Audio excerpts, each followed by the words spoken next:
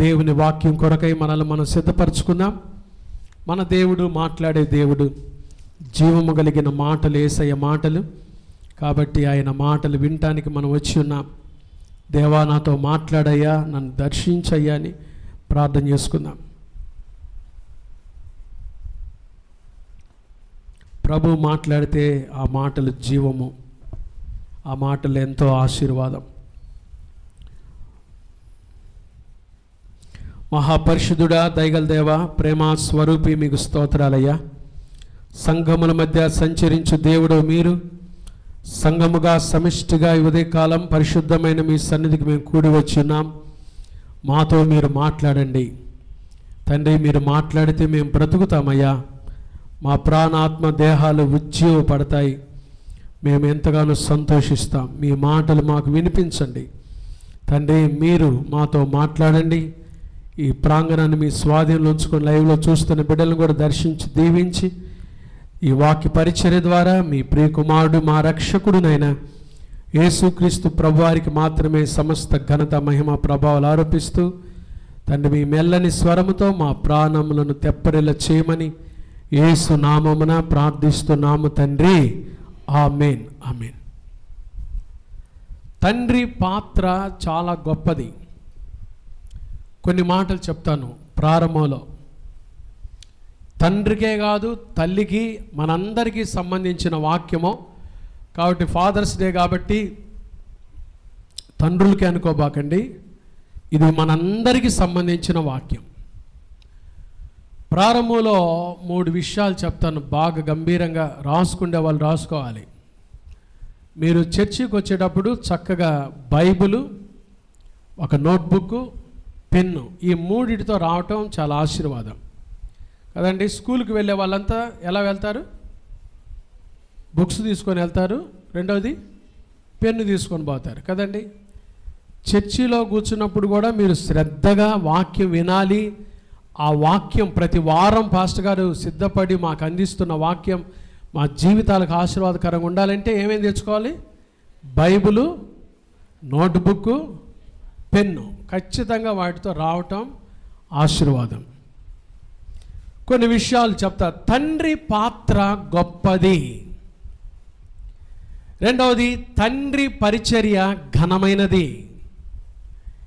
మూడవది, తండ్రి ప్రయాస గూఢమైనది. అవునండి, తండ్రి పాత్ర గొప్పది. ఫ్యామిలీలో, కుటుంబంలో తండ్రి పాత్ర చాలా గొప్పది. It's a great privilege and honour given by God as a father in the family. కుటుంబంలో తండ్రిగా ఉండటం, ఆ పాత్ర చాలా గొప్పది. తండ్రి పరిచర్య ఘనమైనది. మూడవది, తండ్రి ప్రయాస గూఢమైనది.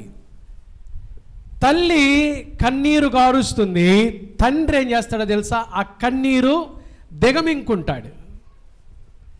తండ్రి గొప్పతనం అదే. తల్లి ఏమో కన్నీరు కారుస్తుంది, బయటికి తన ప్రేమను అలా వ్యక్తపరుస్తుంది. తండ్రి ఏమో తన కన్నీటిని ఏం చేస్తాడు చెప్పండి? దిగమింకుంటాడు. ఇంకొన్ని మాటలు చెప్తా. కుమారుని మొదటి హీరో ఎవరో తెలుసా? తండ్రి. కుమార్తె మొదటి ప్రేమ తండ్రి. గుర్తుపెట్టుకోండి 2. కుమారుని మొదటి hero, the first hero of a son is father. కుమార్తె యొక్క మొదటి ప్రేమ. అందుకనే పెళ్ళిళ్ళైనా తండ్రిని మర్చిపోరు ఆడపిల్లలు. మా నాన్న మా నాన్న మా నాన్న అంటుంటారు. కారణం ఏంటంటే కుమార్తె మొదటి ప్రేమ తండ్రి. కుమారుడికి మొదటి హీరో తండ్రి. తండ్రి కావటం ఒక గొప్ప విషయం అండి. తండ్రి కావటం ఒక గొప్ప విషయము. తండ్రులుగా జీవించటము ఒక గొప్ప ఆధిక్యత. తండ్రులు అవుతారు, చాలామంది తండ్రులు అవుతారు కదండి. బిడ్డ పుట్టగానే ఏమవుతారు చెప్పండి?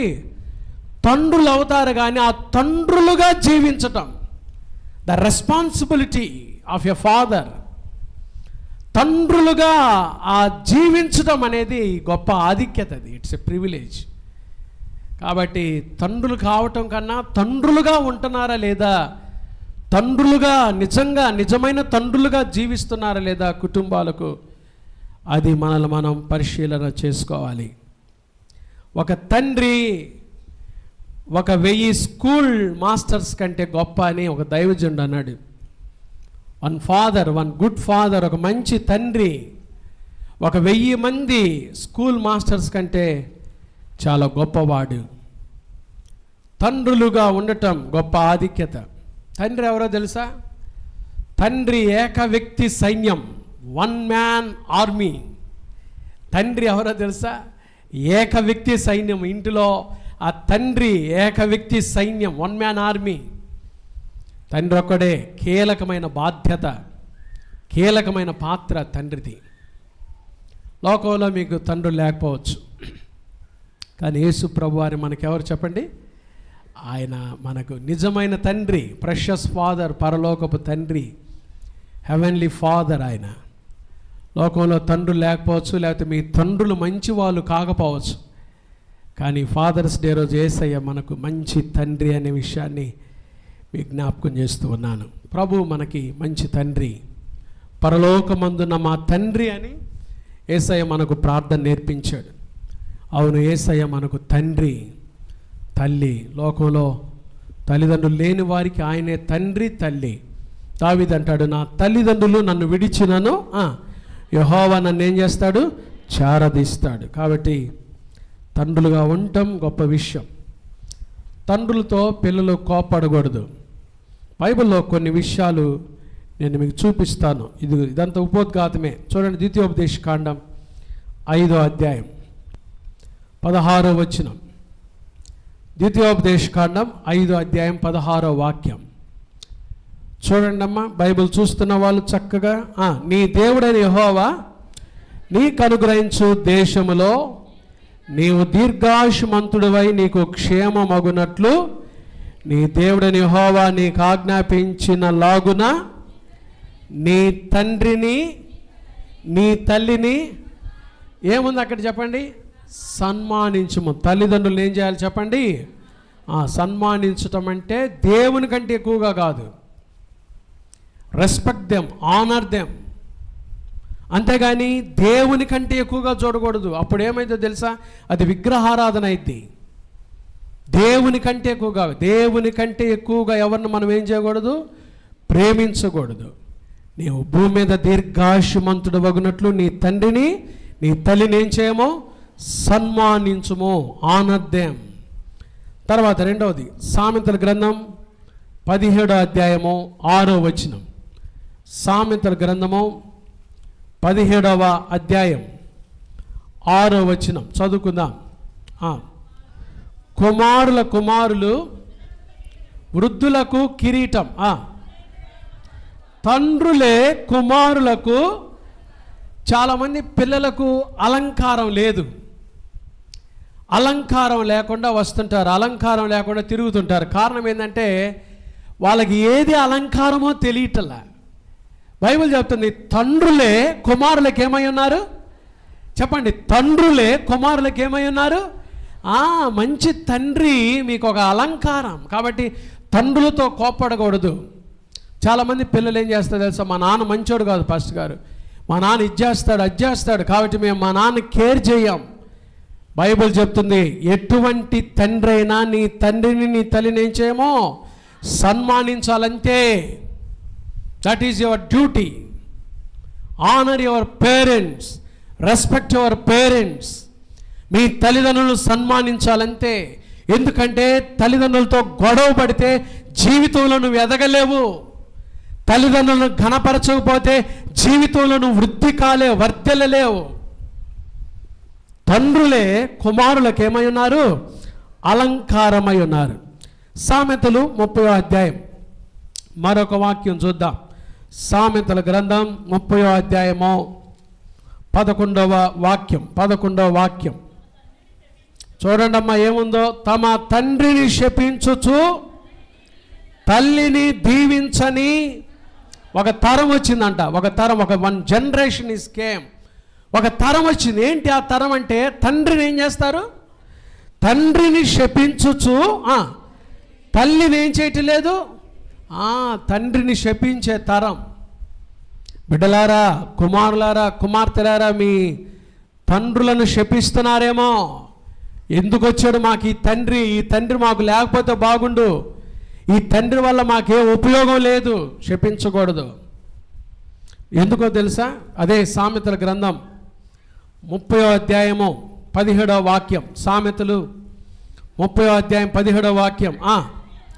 తండ్రిని అపహసించి తల్లి మాట విననొల్లని వాని కన్ను లోయ కాకులు పీకును, పక్షిరాజు పిల్లలు దానిని తింటారంట. కాబట్టి తండ్రి విషయంలో, తల్లి విషయంలో యాజ్ ఎ చిల్డ్రన్ చాలా జాగ్రత్తగా ఉండాలి. మా నాన్న చాలా స్ట్రిక్ట్. మా నాన్న కూడా దేవుని సన్నిధిలో ఉన్నాడు. చాలా చాలా స్ట్రిక్ట్ ఆయన. ఒకసారి నేను స్కూల్కి పోకపోతే ఒక చోట దొరికా. నేను మా నాన్నకి స్కూల్కి పోకుండా ఒక ప్రదేశంలో దొరికా. తీసుకొచ్చాడు. ఏం చేస్తాడో అనుకుంటే ఇంట్లో తలుపులు వేసాడు. ఆ గదికి ఈ గదికి తలుపు వేసాడు. లోపలికి తీసుకెళ్ళి ఆ రోజులో చేప బెత్తాలు వచ్చాయి. ప్రత్యేకంగా మా కోసమే తెచ్చేవాడు మా నాన్న బెత్తాలు. ఆ బెత్తంతో కొడితే ఆ రోజు గుర్తుంది, 1, 2 మొత్తం వచ్చేసింది. చాలా స్ట్రిక్ట్, కానీ చాలా జాగ్రత్తగా మమ్మల్ని పెంచాడు. ఈరోజు కూడా మా నాన్న జ్ఞాపకం చేసుకుంటే నాకు ఏడుపు వస్తుంది. చాలా సంతోషం కూడా అనిపిస్తుంది. చాలా స్ట్రిక్ట్గా, క్రమశిక్షణతో, దైవ భయంతో పెంచాడు. తల్లిదండ్రుల ఆ ప్రేమ చాలా గొప్పది. మా కొరకు ప్రార్థన చేసేవాడు. నిరంతరం ప్రార్థన చేసే తండ్రి దేవుడు మాకు ఇచ్చాడు.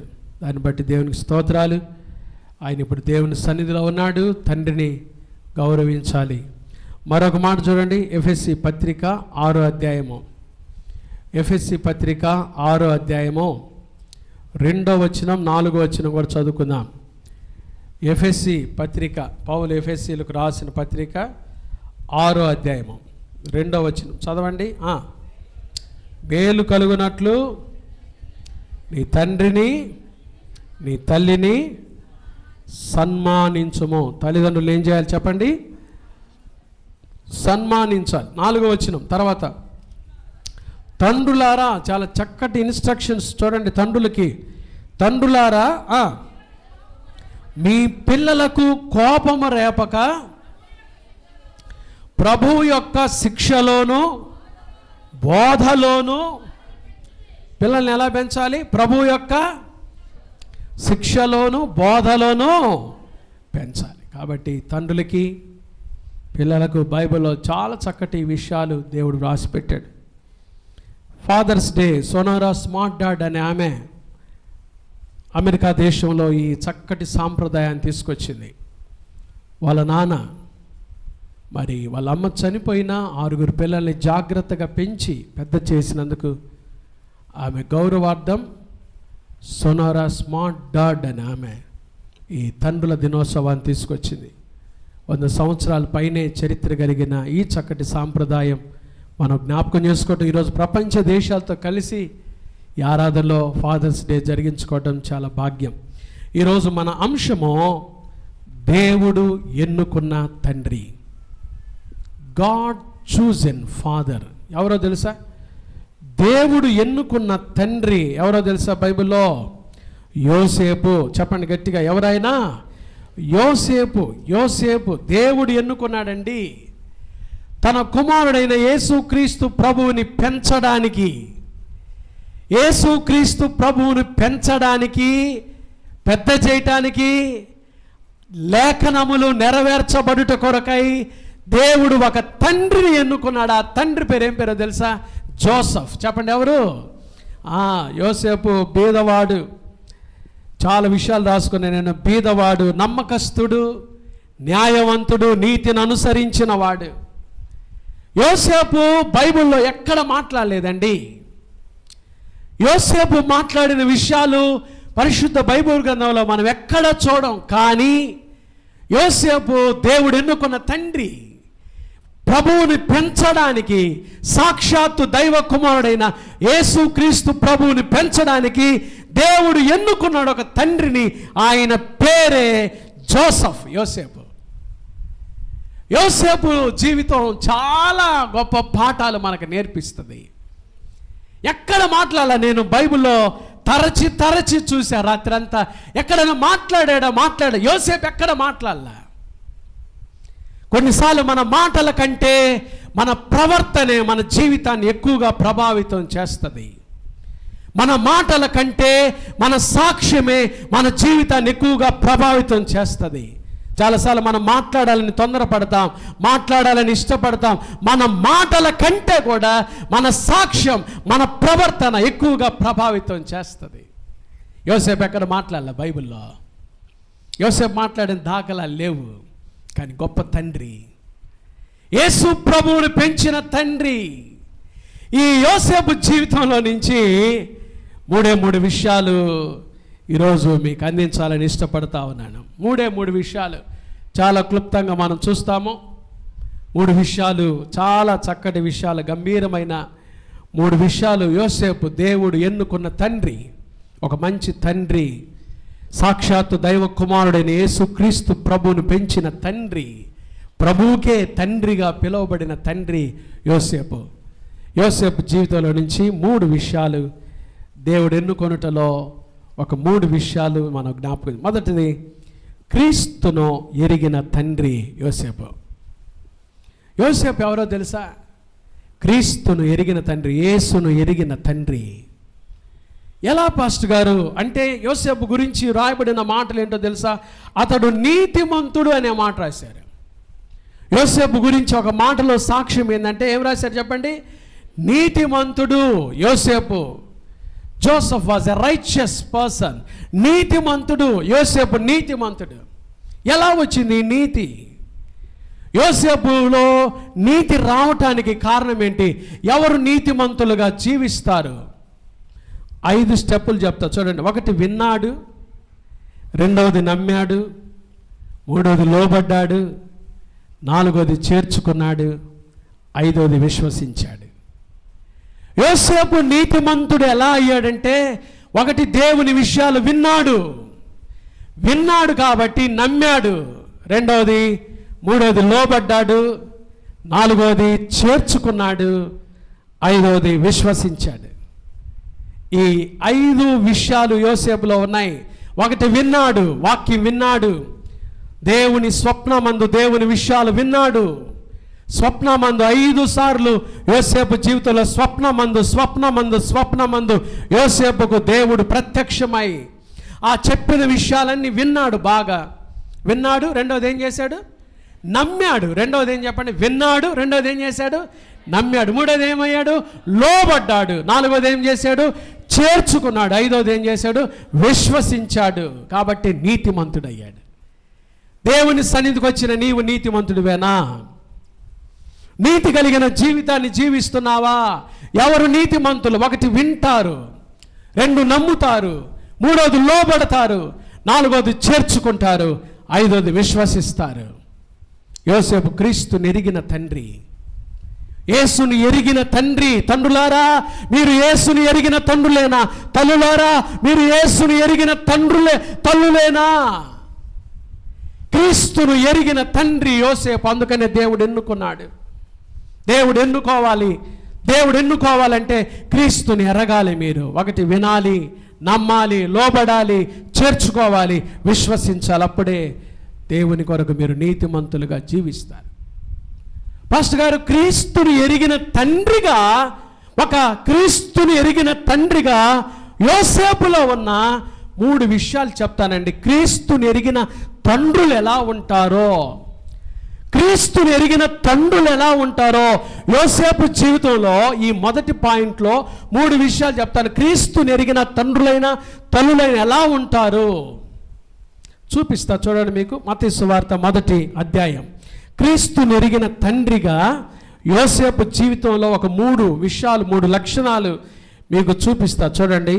మత్తయి సువార్త 1వ అధ్యాయము 20వ వచనం. అతడు ఈ సంగతులను గూర్చి ఆలోచించుకొనుచుండగా ఇదిగో ప్రభువు దూత స్వప్నమందు అతనికి ప్రత్యక్షమై, దావీదు కుమారుడైన యోసేపు, నీ భార్య అయిన మరియను చేర్చుకున్నట్టుకు భయపడకమో, ఆమె గర్భము ధరించినది పరిశుద్ధాత్మ వలన కలిగినది. బాగా వినండి. క్రీస్తుని ఎరిగిన తండ్రిగా యోసేపులో ఉన్న 3 లక్షణాలు ఏంటో తెలుసా? 20 వచనం బాగా చూడండి. మత్తయి సువార్త 1:20. అతడు ఈ సంగతులను గూర్చి ఏం చేస్తున్నాడు? ఆలోచించుకొనుచుండగా. ఏ సంగతులను గురించి? తనకు ప్రదానము చేయబడిన మరియ ఏమని విన్నాడు? గర్భవతి అని విని ఆలోచిస్తున్నాడు, అంతేగాని తొందరపడలేదు. క్రీస్తుని ఎరిగిన తండ్రులు తొందరపడరు. క్రీస్తుని ఎరిగిన తండ్రులు తొందరపడరు. ఏ విషయాలు తొందరపడరు. బిడ్డల గురించి రకరకాలుగా చెప్పే వాళ్ళు ఉంటారండి. ఎన్నో విషయాలు వింటుంటామో, విన్న ప్రతిసారి ఏం చేయకూడదు? తండ్రి ఏం చేయకూడదు? తొందరపడకూడదు. తల్లిదండ్రులు తొందరపడకూడదు. అరే రాత్రి చేసే వచ్చావంటగా, రాత్రి ఇక్కడ పోయావంటగా, అక్కడ ఈ పని చేసి వచ్చావంటగా, నువ్వు ఇట్లాంటగా అట్టంటగా విన్నప్పుడు యోసేపు కూడా విన్నాడు. ఈ సంగతులను గూర్చి విని ఆలోచించాడు, కానీ ఏం చేయలేదు? తొందరపడలా. యేసును ఎరిగిన తండ్రులు తల్లులు తొందరపడరు. తొందరగా పిల్లల సాక్ష్యాన్ని దెబ్బతీయరు. తొందరగా మాట్లాడరు. తొందరపడి పిల్లల మీద నెపములు వేయరు. తొందరపాటు మంచిది కాదండి. తొందరపాటు మంచిది కాదు. చాలామంది ఫాదర్స్, చాలామంది మదర్స్, పేరెంట్స్ ఏం చేస్తున్నారంటే పిల్లల గురించి ఏదో చెప్తుంటారండి, వింటుంటారు. విన్నప్పుడు ఏం చేస్తారు తెలుసా? రకరకాల గబక్కన తొందరపడి మాట అంటారు. ఆ ఒక మాట చాలు పిల్లల గాయాలు, హృదయాలు దెబ్బతీయటానికి. తొందరపడకూడదు. యోసేపు తొందరపడలా. క్రీస్తును ఎరిగిన తండ్రికి తల్లికి ఉండాల్సిన మొదటి లక్షణం ఏంటో తెలుసా? ఎలా ఏం చేయకూడదు? తొందరపడకూడదు. పక్కనతో చెప్పండి, తొందరపడబాకండి. ఏం చేయబాకండి? తొందరగా నిర్ణయాలు తీసుకోబాకండి. తొందరపడి మాట్లాడబాకండి. తొందరపడబాకండి. యోసేపు విని తొందరపడలా. రెండవది ఏం చేశాడు తెలుసా? ఆలోచించుకొనుచుండగా. క్రీస్తుని ఎరిగిన తండ్రులు ఏదైనా చేయకముందు ఏం చేస్తారు? ఆలోచిస్తారు. రెండవది, క్రీస్తుని ఎరిగిన తండ్రికి ఉండే రెండవ లక్షణం ఏంటంటే ఏదైనా చేయకముందు ఏం చేస్తారు?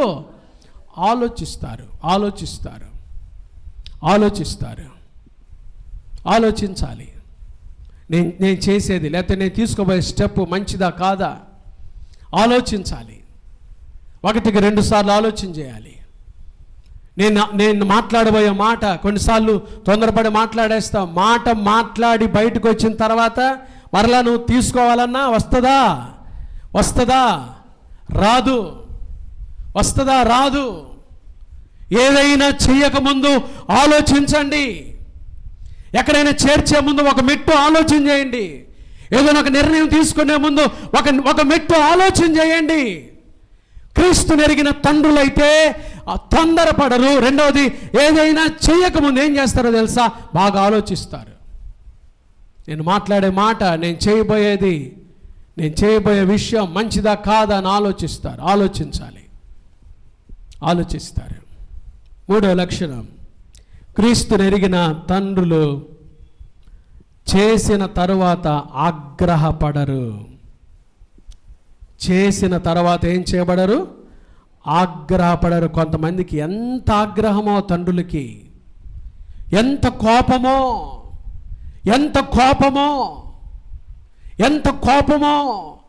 ఏదైనా చేసిన తర్వాత ఎంత కోపంతో నిర్ణయాలు తీసుకుంటారో, ఎంత ఆగ్రహం వచ్చేస్తుందో కదా. ఒక తండ్రి అంటాడు, రే నాకు బీపీ వచ్చేస్తుంది. ఎందుకు వస్తుంది బీపీ? వారక ఏదైనా చేసిన తర్వాత ఆగ్రహపడితే బైబిల్ చెప్తుంది, కోపము మానము, ఆగ్రహము విడిచిపెట్టము, వ్యసన పడకము. అది దేని కారణమో? కీడుకే కారణమో. చేసిన తర్వాత ఆగ్రహపడరు. ఇవి క్రీస్తు నెరిగిన తండ్రులకుండే ప్రాథమికమైన లక్షణాలు. యోసేపు క్రీస్తు నెరిగిన తండ్రి కాబట్టి ఒకటి తొందరపడలేదు, రెండవది ఏదైనా చేయకముందు ఏం చేశాడు, ఆలోచన చేశాడు, మూడవది చేసిన తర్వాత ఏం చేయలేదు, మరేం చేర్చుకున్న తర్వాత తిట్టాడా, ఇట్టాడు దానివే నువ్వు, అట్టాడు దానివే ఏమన్నా అన్నాడా చెప్పండి, ఆగ్రహపడలేదు. చేసిన తర్వాత తొందరపడలేదు, ఆగ్రహపడలేదు. క్రీస్తు నెరిగిన తండ్రులు క్రీస్తు నెరిగిన అనుభవంలో నడుస్తారు. అందుకని బైబిల్ ఏం చెప్తుందో తెలుసా? యెషయా గ్రంథం 28వ అధ్యాయము 16వ వాక్యం చూడండి. యెషయా గ్రంథము 28వ అధ్యాయం 16వ వాక్యం ఆఖరిలో ఉంటుంది చూడండి ఆ మాట. విశ్వసించువాడు తొందరపడడు, అది దాని అర్థం. విశ్వసించువాడు ఏం చేయడు, తొందరపడడు, కలవరపడడు. యోసేపులో దేవుని మీద పరిపూర్ణమైన విశ్వాసం ఉంది. నేను ముందే చెప్పా కదా, యోసేపు ఎవరని రాశారు, నీతిమంతుడు. ఎలా వచ్చింది ఆ నీతి? విన్నాడు, నమ్మాడు, లోబడ్డాడు, చేర్చుకున్నాడు, విశ్వసించాడు. కాబట్టే నీతిమంతుడు, క్రీస్తు నెరిగిన తండ్రి. క్రీస్తు నెరిగిన తండ్రి కాబట్టి యోసేపు తొందరపడలేదు. ఏదైనా చేయకముందు ఏం చేశాడు, ఆలోచించాడు. చేసిన తర్వాత ఏం చేయలేదు, ఆగ్రహపడలేదు. క్రీస్తు నెరిగిన తండ్రులకు ఈ 3 లక్షణాలు ఉంటాయి. ఒకటి, తొందరపడరు, విశ్వసించువారు తొందరపడరు. మీరు ప్రభువుని యేసునందు విశ్వసించువారైతే ఒకరోజు దేవుడు మీ పట్ల సమస్తము మేలుకే చేయబోతున్నాడు, మేలుకే చేస్తాడు కదండి. దేవుని ప్రేమించు వారికి అనగా ఆయన సంకల్పం చొప్పున పిలువబడిన వారికి మేలు కలుగుటకై సమస్తమును సమకూడి జరుగుచున్నవని ఎరుగుదుము. కాబట్టి ప్రభువుని తెలుసుకున్న మనము తొందరపడ. క్రీస్తు నెరిగిన తండ్రులు తొందరపడరు. యోసేపు మంచి తండ్రి, దేవుడు ఎన్నుకున్న తండ్రి. కారణం యోసేపు క్రీస్తుని ఎరిగిన తండ్రి. కాబట్టి మంచి తండ్రికి మంచి తల్లికి ఉండాల్సిన మొదటి లక్షణం, క్రీస్తును ఎరిగిన, యేసును ఎరిగిన తల్లిదండ్రులుగా మనమున్నామా, బిడ్డలుగా మనమున్నామా? మనల్ని మనం ప్రశ్నించుకుందాం. రెండవ అనుభవం యోసేపు జీవితంలో నుంచి, రెండవ అనుభవం. ఒకటి, క్రీస్తును ఎరిగిన తండ్రి. రెండవది, క్రీస్తును మోసిన తండ్రి. మోసాడండి, యేసు ప్రభువును మోసాడు. యేసు ప్రభువును మోసాడు. ఎలా మోసాడు? కష్టంలో మోసాడు. కష్టంలో చూడండి, మత్తయి సువార్త 2వ అధ్యాయము బాగా చూద్దాం. ఇక్కడ మీకు బాగా అర్థమయ్యేటట్టుగా మత్తయి సువార్త 2వ అధ్యాయము, మత్తయి సువార్త 2వ అధ్యాయము 13వ వాక్యం. మత్తయి సువార్త 2వ అధ్యాయము 13వ వాక్యం నేను చదువుతున్నాను చూడండి బాగా చక్కగా. ఎలా మోసాడు? వారు వెళ్ళిన తరువాత ఇదిగో ప్రభువు దూత స్వప్నమందు యోసేపుకు ప్రత్యక్షమై, హేరోదు ఆ శిశువును సంహరింపవలెనని ఆయనను వెతకబోచున్నాడు గనుక నీవు లేచి ఆ శిశువును ఆయన తల్లిని వెంటబెట్టుకొని ఐగుప్తునకు ఏం చేయమో పారిపోయి నేను నీతో తెలియజెప్పు వరకు అక్కడనే ఉండమని అతనితో. నేనెందుకు పారిపోవాలి అన్నాడా? నేనెందుకు పారిపోవాలన్నాడా? బెత్లెహేము నుంచి దేవుని దూత ప్రత్యక్షమై చెప్పాడు యోసేపుకి. ఏమన్నాడో తెలుసా? నీవు లేచి శిశువును తల్లిని తోడుకొని ఎక్కడికి వెళ్ళిపో, ఐగుప్తుకు పారిపో. పారిపోమంటే పారిపోయాడు అంతే. ఐగుప్తుకు పారిపోమంటే పారిపోయాడు. కష్టంలో మోసాడండి. యేసు ప్రభువుని మోసిన తండ్రి కష్టంలో, కష్టకాలంలో మరియను చేర్చుకోవటమే ఆ దినాల్లో చాలా భయంకరమైన విషయము. ఎందుకో తెలుసా? పెళ్లి కాకముందే ప్రదానం చేయబడిన ఒక స్త్రీని చేర్చుకుంటే అది ధర్మశాస్త్రం ఒప్పుకోదు. అలాంటిది మరియకు పుట్టిన బిడ్డను ఏం చేయాలి? ఇప్పుడు ఆ శిశువును తోడుకొని మరియను కూడా తీసుకొని ఎక్కడికి వెళ్ళమంటున్నాడు దేవదూత? ఐగుప్తుకు బొమ్మంటే పోయాడు. కష్టంలో మోసాడు. క్రీస్తును మోయాలి, కష్టంలో వదిలిపెట్టకూడదు.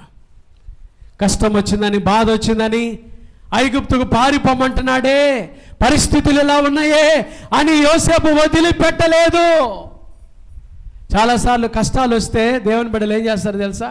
ఏం దేవుడు ఈ దేవుడు, నాకే ఎందుకు ఈ కష్టాలు, నాకే ఎందుకు ఈ బాధలని ప్రభువునే వదిలిపెడుతున్నారు.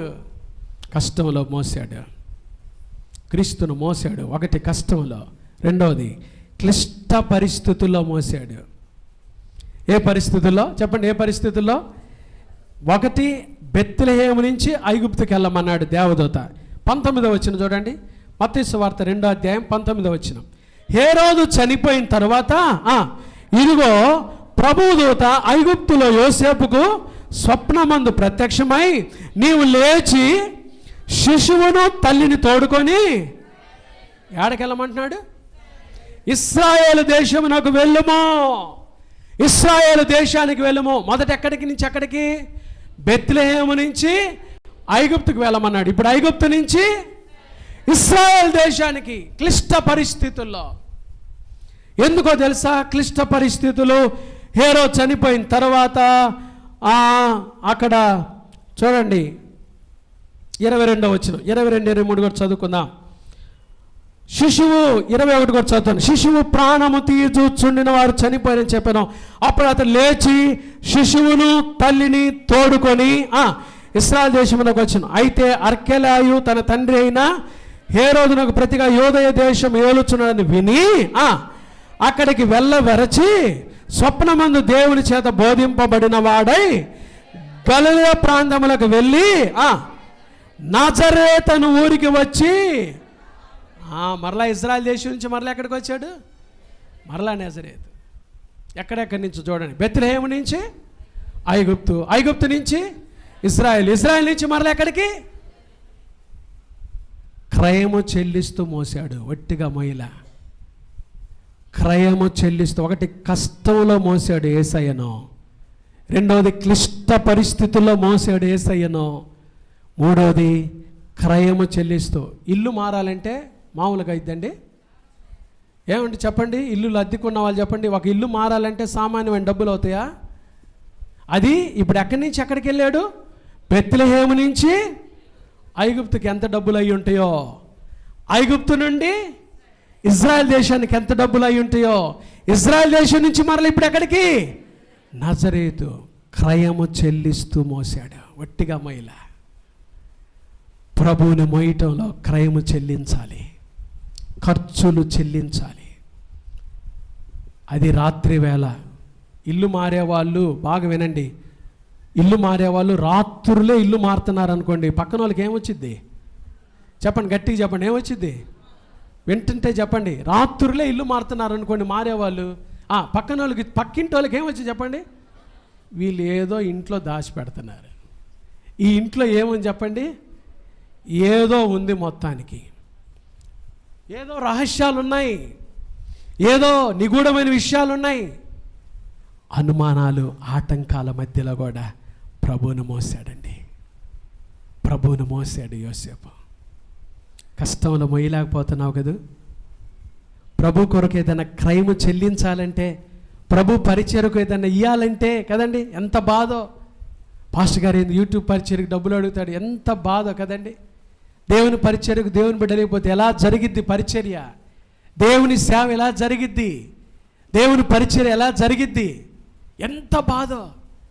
కానీ దేవుని దూత చేత బోధించబడిన వాడై ఐగుప్తుకి వెళ్ళమంటే ఐగుప్తుకి వెళ్ళాడు, ఇజ్రాయెల్ దేశానికి వెళ్ళమంటే ఇజ్రాయెల్ దేశానికి వెళ్ళాడు, మరలా అక్కడి నుంచి నజరేతుకు రమ్మంటే నజరేతుకి క్రయము చెల్లిస్తూ మోసాడు. క్రీస్తును ఎరిగిన తండ్రి, క్రీస్తును మోసిన తండ్రి యోసేపు. మూడవది, ఆఖరిది, క్రీస్తును పెంచిన తండ్రి. క్రీస్తుని పెంచిన తండ్రి, యేసు ప్రభువునే పెంచిన తండ్రి యోసేపు. యేసు ప్రభువునే పెంచాడు. ఎలా పెంచాడు? చూడండి, లూకాసు వార్త 2వ అధ్యాయము, లూకాసు వార్త 2వ అధ్యాయము 41వ వచనం నేను చదువుతున్నాను, బాగా చూడాలి మీరు చక్కగా. లూకాసు సువార్త 2వ అధ్యాయము 41వ వచనం. పస్కా పండుగప్పుడు ఆయన తల్లిదండ్రులు ఏటేటా యెరూషలేమునకు వెళ్ళుచుండువారు. 42వ వచనం. ఆయన 12 ఏండ్ల వాడై ఉన్నప్పుడు ఆ పండుగ ఆచరించుటకై, ఆ మాట అండర్లైన్ చేయండి, వాడుక చొప్పునంటే, వాడుకంటే అలవాటు చొప్పున ఎక్కడికి వెళ్ళేవాడు? యేసు ప్రభువారికి ఆలయానికి వచ్చే అలవాటు చేసింది ఎవరో తెలుసా? ఎవరు చెప్పండి? యోసేపు. యెరూషలేము దేవాలయానికి వెళ్ళాలయ్యా అని యేసు ప్రభుకే దేవుని ఆలయానికి వచ్చే అలవాటు చేసింది ఎవరో తెలుసా? యోసేపు. మంచి తండ్రి, క్రీస్తుని పెంచిన తండ్రి. ఎలా పెంచాడంటే దేవాలయానికి వెళ్ళాలి, దేవుని మందిరంలో కూర్చోవాలి, దేవుని ఆరాధించాలి. తండ్రులారా, మీ పిల్లలకు చెప్తున్నారా? ఆదివారం అయ్యా, ఆదివారం ఈరోజు మీరెక్కడున్నా దేవుని మందిరానికి వెళ్ళాలయ్యా, ఆదివారం ప్రార్థనకి రావాలయ్యా చెప్తున్నారా? తండ్రిగా యోసేపు ఎంత చక్కటిగా, ఎలా చక్కగా పెంచాడు చూడండి. యేసు ప్రభుని వాడుక చొప్పున ఎక్కడికి తీసుకొచ్చాడు? యెరూషలేము దేవాలయానికి తీసుకొచ్చాడు. వాడుక చొప్పున, ఎక్కడ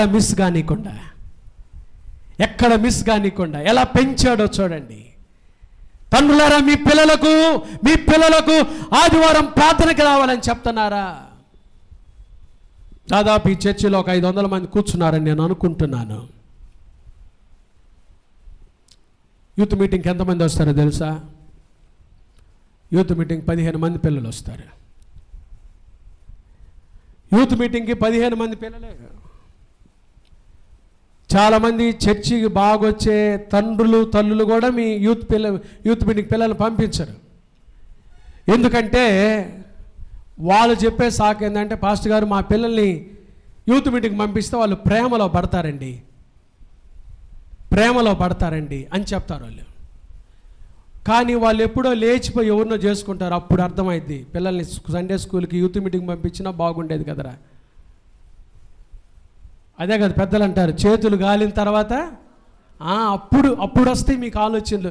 మా పిల్లని సరిగ్గా యూత్ మీటింగ్ పంపించినా మంచి క్రిస్టియన్ని పెళ్లి చేసుకునేవాడు రా.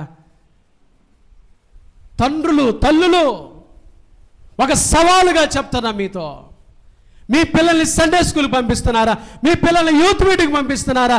ఆదివారం మీ పిల్లలు మీ పక్కన కూర్చున్నారా? ఆదివారం పరిశుద్ధ దినమని మీరు దేవుని గణపరిచే వాళ్ళైతే మీ పిల్లలు మీ పక్కన కూర్చున్నారా? ప్రభుని ఆరాధన చేయటానికి వచ్చారా? వాడు చెప్తాడు వచ్చేటప్పుడు, కొంచెం ఏదో పొట్ట నొప్పిగా ఉందమ్మా అంటే, సరే రెస్ట్ తీసుకోలేరా, నేను పోయేస్తాలే ప్రార్థనకి. రిజర్వేషన్ కాదు ఇది. నీ మట్టుకు నీవు దేవుని యందు భయభక్తులు, నీ భక్తి నీదే, నీ బిడ్డ భక్తిదే. ఎవరు భక్తి చొప్పున వారు ఎదుగుతారంతే. క్రీస్తును పెంచాడు, యేసు ప్రభువునే పెంచాడు. యోసేపు ఎలా పెంచాడంటే ఏటేటా వాడుక చొప్పున మనం దేవాలయానికి వెళ్ళాలయ్యా, ఆలయంలో కూర్చోవాలయ్యా, ప్రభువుని ఆరాధించాలయ్యా. ఒక మంచి తండ్రిగా పెంచుతున్నారు మీ పిల్లల్ని బాగా పెంచుతున్నారా? ప్రార్థనకు తీసుకొని వస్తున్నారా? ఆదివారం యూత్ మీటింగ్ ఈ రోజు నుంచి పంపించండి మీ పిల్లల్ని. సండే స్కూల్కి, యవనస్తుల కూడికి మీరు రావాలి, మీ పిల్లల్ని పంపించాలి. అప్పుడు ఎదుగుదల ఉంటుంది, పిల్లలు ఎదుగుతారు, దేవుల్లో ఎదుగుతారు. క్రీస్తుని పెంచాడు. ఎలా పెంచాడు తెలుసా? ఆలయానికి నడిపించి.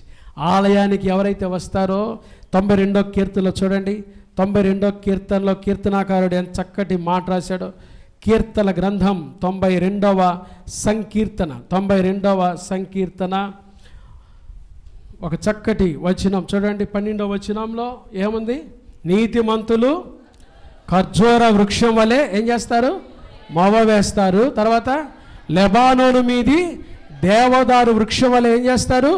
ఎదుగుతారు. తర్వాత వారు యెహోవా మందిరంలో పిల్లలు ఎక్కడ నాటబడాలి చెప్పండి? పిల్లలు ఎక్కడ నాటబడాలి? మీ పిల్లలు ఎక్కడ నాటబడాలి? ఎక్కడ నాటబడాలి చెప్పండి? మీ పిల్లలు వర్ధిల్లాలి. ఆ తర్వాత వచ్చిన చూడండి, ఆ తర్వాత మాట చూడండి. వారు యెహోవా మందిరంలో నాటబడిన వారై మన దేవుని ఆవరణములలో మీకు ఆలయం గురించే మంచి ఒపీనియన్, పాస్టర్ గారి గురించి మంచి ఒపీనియన్ ఉండదు తల్లిదండ్రులు. చాలా విచారమైన విషయం ఏంటంటే, మీ పిల్లలకి మీరు నేర్పించే ఒక నెగిటివ్ థాట్ ఏంటంటే, పాస్టర్ గారి దగ్గర బాబాకండి, ఆయన ఏముంది మనం పెడితే ఉంటాడు, మనం తీసేస్తే పోతాడు. చండాలపు మాటలు, యూజ్లెస్ వర్డ్స్ కదండి. ఇళ్లలో మీరు మాట్లాడుకుంటే ఆ వల్గర్ లాంగ్వేజ్ అయ్యే మీ పిల్లల మీద ప్రభావితం అవుతాయి. సేవకులంటే మాకెంత భయం అండి. దేవుని సన్నిధిలో చెప్తున్నాను, సాక్షాత్తు నా దేవుని సన్నిధిలో చెప్తున్నాను. సేవకులంటే ఎంత భయము వనకండి మాకు. మా నాన్న మాకు అది నేర్పించాడు. ఆయన రైల్వే స్టేషన్లో మూటలు మోసి కష్టపడి పనిచేసి ఆ వచ్చిన కష్టంలో మంచి కూర ఏదైనా చేసుకుంటే ముందు పాస్టర్ గారికి పంపించమ్మా, పాస్టర్ గారికి ఇచ్చిరండి రా. అలాంటి మంచి ప్రేమ నేర్పించాడు మా తండ్రి మాకు. దైవ సేవకులను ప్రేమించమని, దైవ సేవకులకు పరిచర్య చేయమని కదండి. మీరు కొంతమంది తల్లిదండ్రులు ఏమో రెక్లెస్గా, కేర్లెస్గా దైవ సేవకుని ఎవరైతే మీరు అలా మాట్లాడితే అవి మీ పిల్లల మీద అందుకని ఎదుగుదల ఉండదు. కొన్ని కుటుంబాల చూడు ఎదుగుదల ఉండదు, పిల్లలు ఎదగలేరు. తల్లిదండ్రుల ఎదుగుదల ఉండదు కాబట్టి, తల్లిదండ్రుల వర్ధిల్లే అనుభవం ఉండదు కాబట్టి పిల్లల్లో ఉండదు, అది ఎదుగుదల ఉండదు. కొంతమంది పిల్లలు ఎందుకు అమెరికా అట్టెళ్ళి చక్కగా ఉద్యోగాలు చేస్తున్నారంటే ఆ బాధ్యతతో కూడిన భయం ఉంటుంది తల్లిదండ్రులకి. సేవకులంటే ఆ గౌరవం ఉంటుంది. చర్చి గురించి అలా మాట్లాడుకుంటారు. మన సంఘం అయ్యా, మన దేవాలయం అయ్యా, పరిచర్య చేయాలయ్యా, యూత్ మీటింగ్కి వెళ్ళాలయ్యా, అక్కడ దేవుని మందిరంలో పరిచర్య చేయాలరా, అంకులో లేదని చెప్పినా, సేవకుడు ఏదని చెప్పినా చేయాలయ్యా, లోబడాలయ్యా, చక్కగా మందిరంలో ఉండాలరా. మీరు క్రీస్తును పెంచాడు. ఎలా పెంచాడో తెలుసా యోసేపు?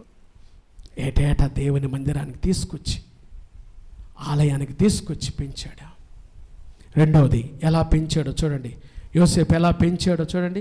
లూకాసు వార్త 2వ అధ్యాయము 51వ వచనం. లూకాసు వార్త 2వ అధ్యాయము 51వ వచనం. లూకాసు వార్త 2:51 చదవండి ఎవరైనా తీసిన వాళ్ళు. అంతటా ఆయన వారితో కూడా బయలుదేరి నజరేతునకు వచ్చి, ఆ మాట చెప్పండి, వారికి, నాతో చెప్పండి ఈ మాట, వారికి లోబడి ఉండెను. వారికి లోబడి ఉండెను. యేసు ప్రభువారు ఎవరికి లోబడ్డాడు చెప్పండి? ఎవరికి లోబడ్డాడు? తల్లిదండ్రులకు లోబడి ఉన్నాడు. లోబట్టం నేర్పించాడు. యేసు ప్రభువారు సాక్షాత్తు దైవ కుమారుడు. ఎలా పెంచాడు చూడండి యోసేపు. నానా తల్లిదండ్రులకు ఏం చేయబడాలి? లోబడి ఉండాలి. చాలామంది పిల్లలు తల్లిదండ్రులు ఎంత వ్యతిరేకిస్తున్నారో, ఎదురు మాట్లాడుతున్నారో. లోయ కాకులు పీగుతాయి, జాగ్రత్త. తల్లిదండ్రులకు లోబడి ఉండాలి. యేసు ప్రభుని అలా పెంచాడండి, లోబడేటట్టుగా పెంచాడు. ఆలయానికి వచ్చి ఆలయంలో వర్ధిల్లేటట్టుగా పెంచాడు. తల్లిదండ్రులకు లోబడేటట్టుగా పెంచాడు. మూడవది 52వ వచనం. యేసు జ్ఞానమందు వయస్సునందు దేవుని దయందు మనుష్యుల దయందు వర్ధిల్లేటట్టుగా పెంచాడు. జ్ఞానములో, యేసయ్య జ్ఞానములో, వయస్సులో. తర్వాత చరిత్రలో యోసేపు చనిపోతాడండి. అయితే యేసు ప్రభువారు ఆ ఇంట్లో ఎన్ని సంవత్సరాలు ఉన్నాడో తెలుసా? 30వ ఏట వరకు యేసు ప్రభు ఆ ఇంట్లో ఉండి యోసేపు విడిచి వెళ్ళిన పని చేశాడు. అందుకనే యేసు ప్రభుని చూచి కూడా శాస్త్రుల పరిశీలి ఏమన్నారు తెలుసా? ఇతను వడ్రంగి వాని కుమారుడు కాడా. అతని తండ్రి విడిచిపెట్టి వెళ్ళిన ఆ పని చేశాడండి యేసయ్య. అలా పెంచాడు యోసేపు, అలా పెంచాడండి యేసయ్యను. అలా పెంచాడు. జ్ఞానములో, వయస్సులో, దేవుని దయలో, మనుష్యుల దయలో వర్ధిల్లునట్లుగా పెంచాడు. నా ప్రియమైన దేవుని బిడ్డలారా, మీ బిడ్డలను అలా పెంచుతున్నారా? మీ బిడ్డలను అలా పెంచుతున్నారా చెప్పండి. మీ బిడ్డలను అలా పెంచుతున్నారా? యోసేపు అలా పెంచాడు. మీ బిడ్డలను అలా పెంచుతున్నారా? వింటున్నారా మీరందరూ? యోసేపులో ఉన్న 3 లక్షణాలు ఏంటి చెప్పండి. 1, క్రీస్తును ఎరిగిన తండ్రి. రెండవది, క్రీస్తును మోసిన తండ్రి, క్రీస్తును పెంచిన తండ్రి.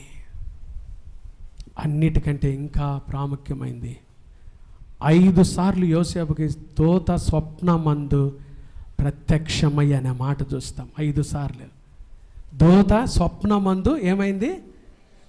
క్రీస్తు స్వరము విన్న తండ్రి. ఏ తండ్రి చెప్పండి? ఆదివారం చర్చికి వచ్చి ఎప్పుడెప్పుడు వాక్యం అయిపోద్దా అనుకోవటం కాదండి. ఎప్పుడెప్పుడు వాక్యం అయిపోద్దా? క్రీస్తు స్వరం వింటున్నారా? క్రీస్తు స్వరం వింటున్నారా? ఒక మాట చదువుతా చూడండి, అప్పుడే ముగించేసాను నేను. కానీ దేవుడు ప్రేరేపిస్తున్నాడు, ఈ మాట చెప్పమని చెప్తున్నాడు దేవుడు. హెబ్రీ పత్రిక 5వ అధ్యాయం. బైబిల్ ఉన్న వాళ్ళంతా ఈ వచనం తీయండి. హెబ్రీ పత్రిక 5వ అధ్యాయము 14వ వచనం. హెబ్రీ పత్రిక 5వ అధ్యాయము 14వ వచనం. నేను చదువుతానమ్మా, మీరు బైబిల్ చూడండి. ఎవరి బైబిల్ వాళ్ళు చక్కగా చూడండి. ఈ వచనం చూసి నేను చెప్పి ప్రార్థన చేస్తాను. హెబ్రీ పత్రిక 5వ అధ్యాయం 14వ వచనం. వయస్సు వచ్చిన వారు ఎవరండి? చెప్పండి గట్టిగా, ఎవరండి? మీకు కూడా ఎంత వయసు వచ్చిందండి? నాకు 43, మీకు 50, 60, 70. మాకింత వయసు అండి చెప్పుకోవటం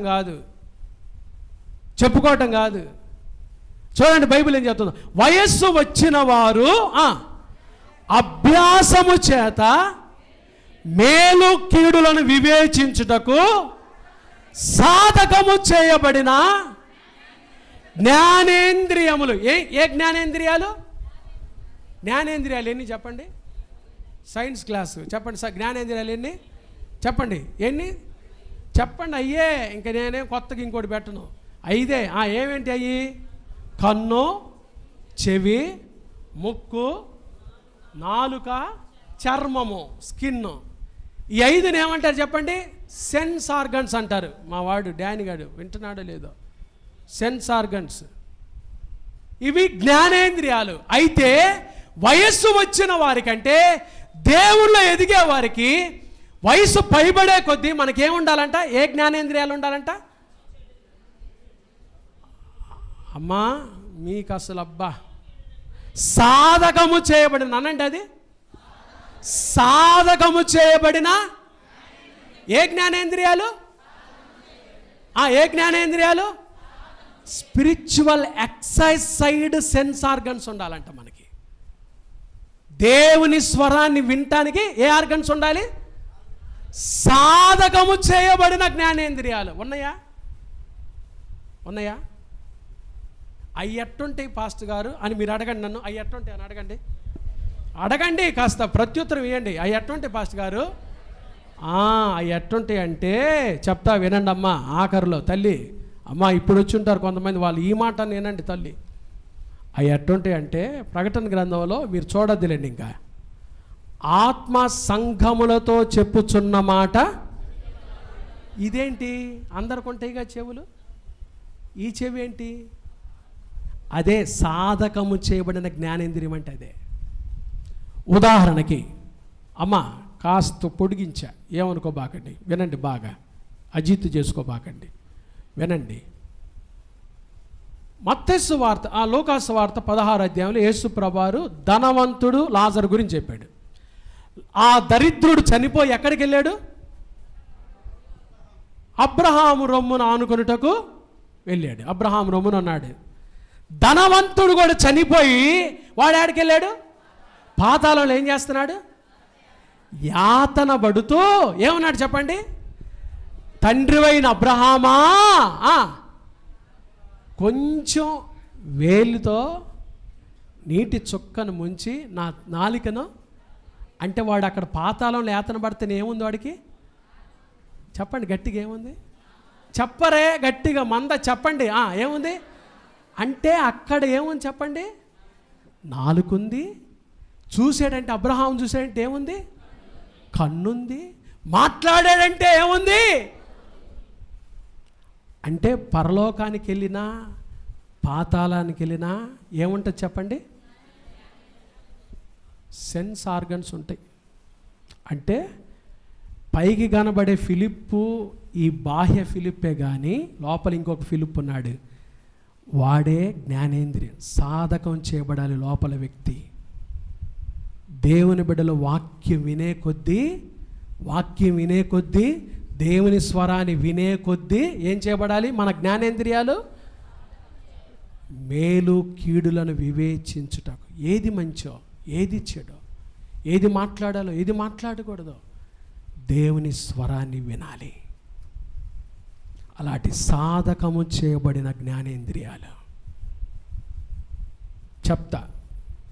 ఆసక్తి ఉంటే బుధవారం రండి, దాని గురించి ఇంకా వివరంగా చెప్తా. నేను ఒక హింట్ ఇచ్చి ముగించే అంతే. సాధకము చేయబడిన జ్ఞానేంద్రియం క్రీస్తు స్వరాన్ని విన్నాడు. క్రీస్తు స్వరమును విన్న తండ్రి యోసేపు. కాబట్టి ఈరోజు తండ్రుల దినోత్సవంలో, తల్లుల దినోత్సవంలో వచ్చావు, మందిరానికి వచ్చావు. యేసుని ఎరిగిన తండ్రివేనా? యేసుని ఎరిగిన తల్లివేనా? క్రీస్తును మోసిన తండ్రిగా యోసేపును చూసాం. క్రీస్తును పెంచిన తండ్రిగా యోసేపును చూసాం. క్రీస్తు స్వరాన్ని విన్న తండ్రిగా యోసేపును చూసాం. ఈ లక్షణాలు మనలో ఉన్నాయా లేవా? ప్రశ్నించుకుందాం, ప్రార్థన చేసుకుందాం. ప్రార్థన చేసుకుందాం. అందరు తలలు వంచి ప్రార్థన చేసుకుందాం. దేవుని వాక్యపు వెలుగులో మనల్ని మనం పరిశీలన చేసుకుంటూ ప్రార్థన చేసుకుందాం. ప్రభువా, నేను యోసేపులాగా క్రీస్తుని ఎరిగిన తండ్రిగా నేను ఉంటాను. కష్టకాలంలో, క్లిష్ట పరిస్థితుల్లో క్రయము చెల్లిస్తూ క్రీస్తును మోసిన తండ్రిగా నేనుంటాను. క్రీస్తును పెంచిన తండ్రిగా, తల్లిగా నేనుంటాను. క్రీస్తు స్వరము విన్న తండ్రిగా నేనుంటానని ప్రభు సన్నిధిలో మనల్ని మనం తీర్మానం తీసుకున్నాం. ఆ రీతిగా తీర్మానం తీసుకోవడానికి ఇష్టపడ్డవాళ్ళు మీ కుడి హస్తాలు చూపించండి. మీకోసం నేను ప్రార్థన చేస్తాను. ఒక క్రీస్తును ఎరిగిన తండ్రిగా నిన్ను నువ్వు సమర్పించుకోవడానికి ఇష్టపడితే నీవున్న చోట లేచి నిలబడతావా? చేతులెత్తండి. ప్రార్థన చేస్తాను. పనికి రాని పాత్రనాని పారవేయకుమా, పొంగి పోరాలు పాత్రగా చేసి నన్ను నింపుమా. సువార్తలోని పాత్రలన్నీ యేసును పొగడుచు సాక్షిగా నుండి పాత్రగా చేసి సత్యముతో నింపుము తండ్రి. కుమారి ఓ కుమారి జగత్పతిద జగతమైన చూడు మాయా. మహాపరిశుద్ధుడా, దయగల దేవా, ప్రేమ స్వరూపి నీకు స్తోత్రాలయ్యా. ఈ ఫాదర్స్ డే రోజు మమ్మల్ని ప్రేమించి దేవుడు ఎన్నుకున్న తండ్రి అని యోసేపు జీవితంలో నుంచి మాకు తేట తెల్లంగా తెలియపరిచిన అద్భుతమైన ఈ సందేశాన్ని బట్టి మీకు స్తోత్రాలు. ఈ వాక్య పరిచర్య ద్వారా మీ ప్రియకుమారుడు, మా రక్షకుడునైనా యేసుక్రీస్తు ప్రభువారికి మాత్రమే సమస్త ఘనత, మహిమ, ప్రభావాలు ఆరోపిస్తూ విన్న వాక్యం అందరి హృదయంలో నీరు కట్టి ఫలింపచేయమని, దీవించమని యేసు నామమున ప్రార్థిస్తున్నాము తండ్రి. ఆమేన్.